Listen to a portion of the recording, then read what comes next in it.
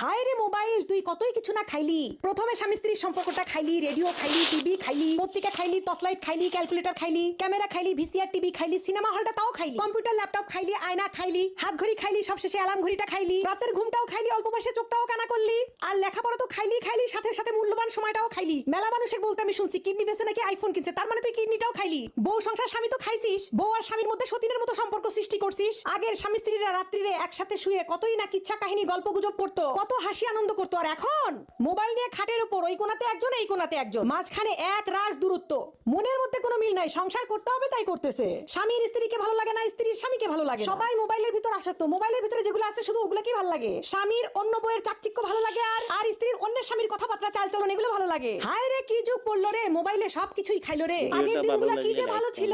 আগে স্বামী স্ত্রীর সম্পর্ক দেখলে বুক ভরে যেত। আমাদের নানি দাদিরা যে আছে তাদের ভালোবাসা দেখলে এখনো মনটা ভরে যায়। আর আমাদের মধ্যে খালি মারামারি।